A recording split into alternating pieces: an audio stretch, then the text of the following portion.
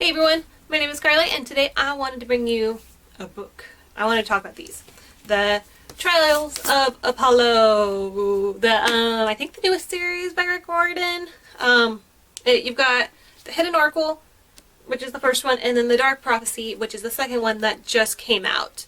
And I decided to put these two together, kind of like a couple of my beginning videos, because I just want to talk about them as one. This is what we non-spoilerly, so let's just get right into it. If you don't know anything about these books, it follows Apollo, who has been made mortal by Zeus as punishment for his involvement in the problems that arose for the Heroes of Olympus series.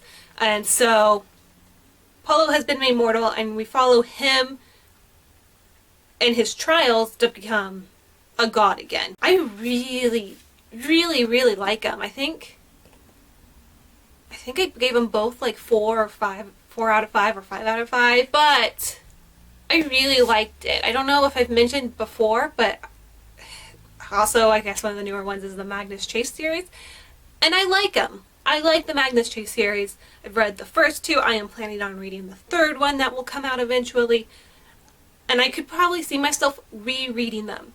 So I like them. And I think it has to just do with the characters, but I'm growing so close to like the Percy Jackson characters and the gods and the world. I know it all takes place in the same world, but the actual Percy Jackson Greek and Roman world is one that I love so much. And like the King Chronicles and the Magnus Chase series, I don't feel quite as connected to those series as I do to Percy Jackson series, the Heroes of Olympus series, and now the Trials of Apollo series. But yeah, what I love about these is that characters that I have come to love from the previous series, Percy Jackson and Heroes of Olympus series, they show up and they play a bigger role in these books. And while the series is not about Percy Jackson, it's not following Percy Jackson as he helps Apollo, but Percy Jackson has shown up. He shows up in the first one. You also get to see a lot more of Will Solis and Nico D'Angelo, and there's characters I know from the previous series that I love. And then like this one, I don't know if I want to spoil it, but some more characters show up that were in the Heroes of Olympus series. So it's so great just to see how these characters that I came to love, how they're doing, and just the fact that they're here to help Apollo out. And you get to see them interact with Apollo, but you have to get to see how they're doing after their original series have ended. And I really enjoyed it because I love just about all the characters in the Percy Jackson and Heroes of Olympus, and I'm so excited when they show up, and I'm so excited to see which more are going to show up. And so it's just great to see that.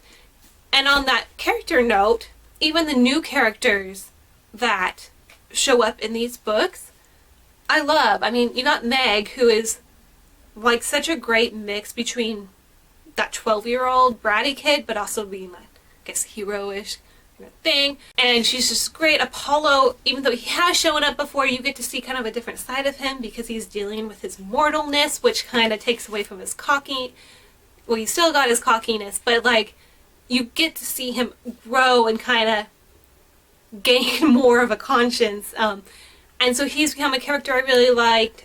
In the second one, you've got Emmy and Josephine. Those two were great characters that I really liked, and I love that they like have their own little safe house for like the hunters of Artemis and stuff. And it's just,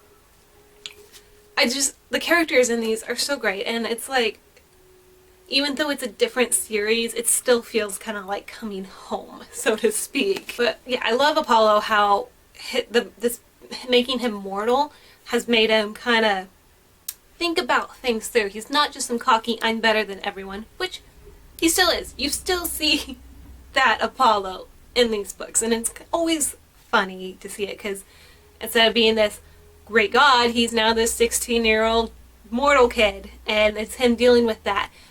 But because of his mortality, you also get to see these more kind of grown up moments, especially in the first one, the Hidden Oracle, when he's dealing with his kids at Camp Half-Blood, instead of just being like, oh, that's my kid, whatever, la da da da da, I don't really care because I don't have to actually deal with the consequences.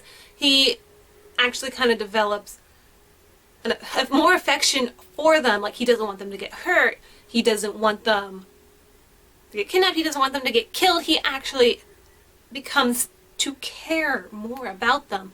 And just that growth that Rick is able to do in his writing for Apollo is so great. And also, and like, one of the things the Dark Prophecy kind of deals with is abuse, more like, I think, emotional abuse. And I'm not an expert on this, so don't really want to hang on this and say wrong information.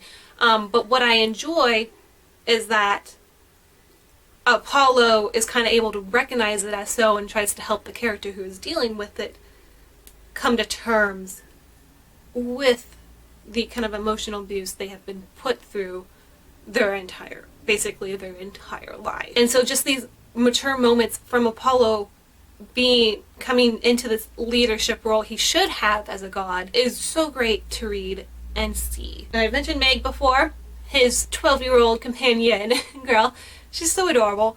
I love her. And like, she's such a BA with her, like, she has like true swords, and she like grows stuff all the time, and she's just really strong. And one of her like protectors is a Carpos named Peaches, who everyone is freaking scared of, but like, you just get these, like, she's obviously having to grow up more for her age. She's only 12 and she's been through so much, and you see moments of how that has affected her, but there's also moments where she is still the kid, like when she's eating, or when she tells Apollo to shut up, or at one point a character says that she should be a superhero named Chia Girl, and Apollo notes the kind of sense of pride and happiness she feels towards that. And I could just imagine like a 12-year-old girl being told that she's like a superhero, and just seeing, like, just imagining how proud, like, she would probably be going walking around. And I love those little scenes like that, and it's fun to watch. Another thing I like about this story is the story. Like, the plot is interesting. Like, the way it's set up is that you've got the overarching plot, but it's set up well enough that each book will have its own plot that help furthers the overarching plot. It's never a kind of, at least with these first two, I haven't felt like something's been a filler. Like, you know exactly what they're going to do at the end of the next book. At the end of the first book, you knew what they were going to do in the second book. And with the way the second book ends, I have an idea of what they were going to do for the third book. But nothing feels like a fill. Like, it doesn't feel like it's just having a book where you have one book where stuff happens, and then the next book is them like traveling to where the next thing may happen, and then the third book's going to be where this other big thing happens. No, the first book had its own thing happen, and you kind of learn about what's going on, the new issues that have arisen. The second book, again, just continues that story with its own storyline. And then I'm assuming the third one will continue the same thing. So I really enjoy that about these. I think there's only one thing that kind of like bugs me, though I can't really say that it is a huge issue. It's just that, especially in the first one, this showed up a lot, but Apollo is a god. Everyone knows the god Apollo.